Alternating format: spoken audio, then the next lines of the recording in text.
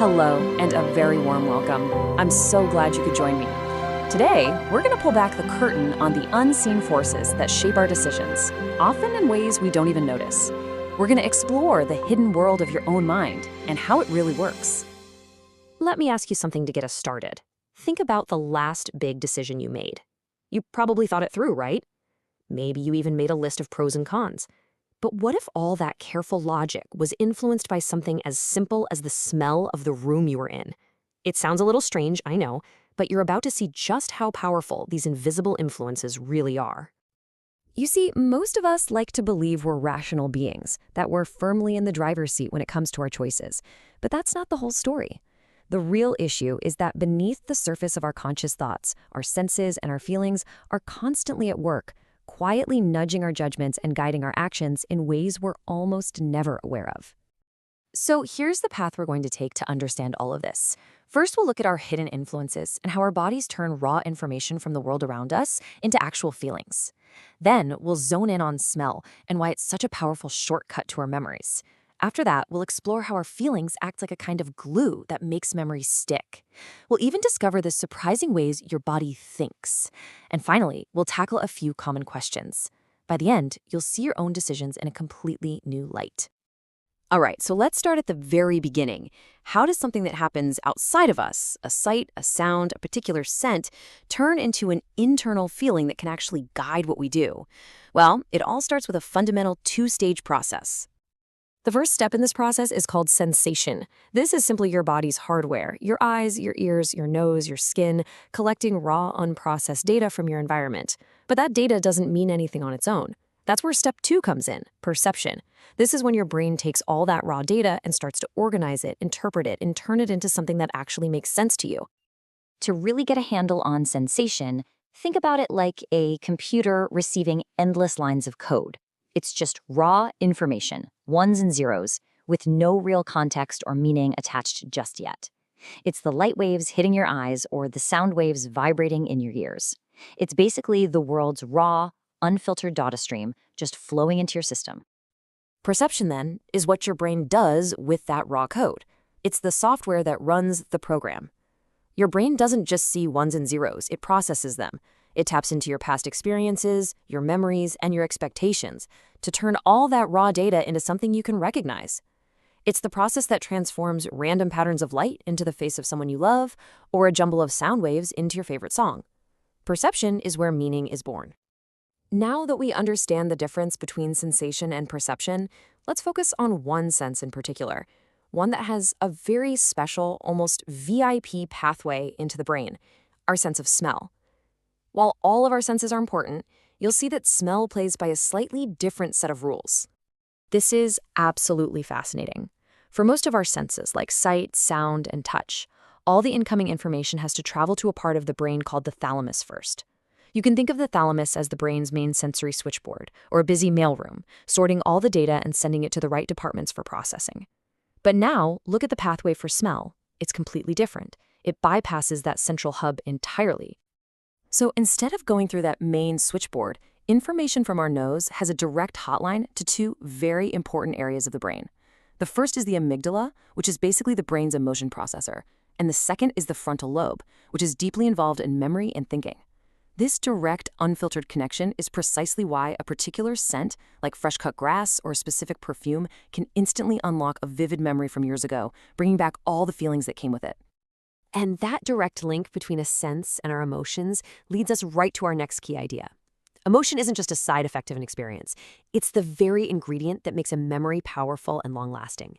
You can almost think of it as an emotional glue. The best example of this is something scientists call flashbulb memories. Now, this term describes those incredibly clear and detailed memories we have of finding out about a shocking or hugely significant event. It's almost as if a mental flashbulb went off at that moment, burning the entire scene into our minds forever. So how does that happen?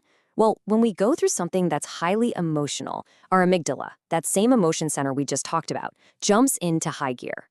It essentially acts like a highlighter pen, marking the event in our brain with a big, bright note that says, "This is important, save this memory." That's exactly why so many people can remember with incredible clarity exactly where they were and what they were doing when they first heard about the September 11th attacks. The sheer emotional impact of that moment sealed the memory, making it stick. This brings us to an even more fascinating idea.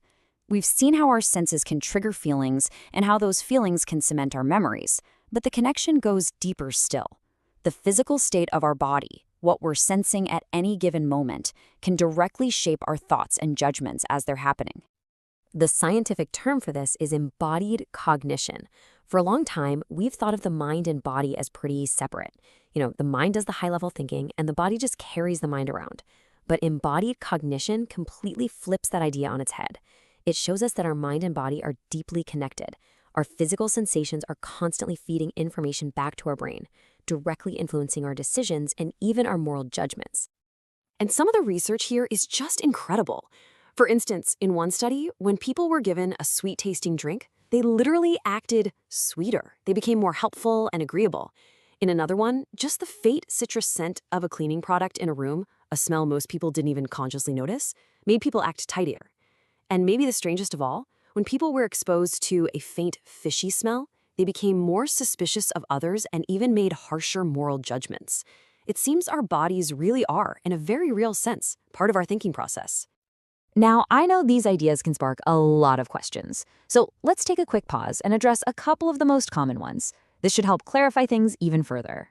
So we've talked about how vivid and powerful these flashbulb memories are. It really feels like we're rewatching a perfect recording of the past. But does that feeling of being so sure mean the memory is actually 100% accurate? And the answer, maybe surprisingly, is no.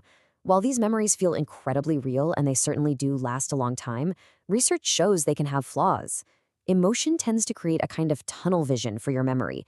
It makes you focus intensely on the main event, the flash, and you remember that core piece of information really, really well.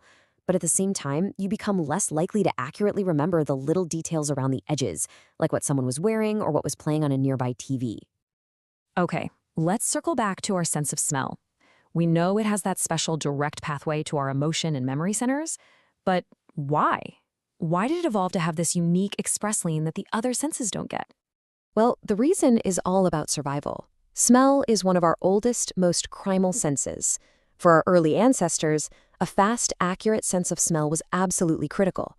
It had to provide immediate answers to life or death questions. Is this food safe to eat or is it poison? Is that the smell of a predator hiding nearby? Is this a potential mate? That direct link to the emotion and memory centers allowed for an urgent gut-level reaction, no time wasted on logical processing. That split-second advantage was essential for staying alive. So, to bring it all together, here are the key takeaways. First, sensation is just raw data, while perception is the meaning our brain creates from that data. Second, we learned that smell has a unique shortcut straight to the brain's emotion and memory hubs. Third, we saw how emotion acts like a powerful glue, helping to form our strongest, most lasting memories. And finally, we discovered that what your body feels can directly influence what your mind thinks. And that leaves us with one final important question to think about. We've just explored how our senses have unconsciously built the rich, detailed memories of our past. So the challenge for us now is this: how can we start to consciously use them to build the future we want? How can we intentionally create positive, lasting memories for ourselves? I'd love to hear your thoughts on that. Has a certain smell or a sound ever transported you back in time? Please share your story in the comments below. I would genuinely love to read it. If you found this useful, a like would be greatly appreciated, and be sure to subscribe for more insights into how your mind works. Thank you so much for watching.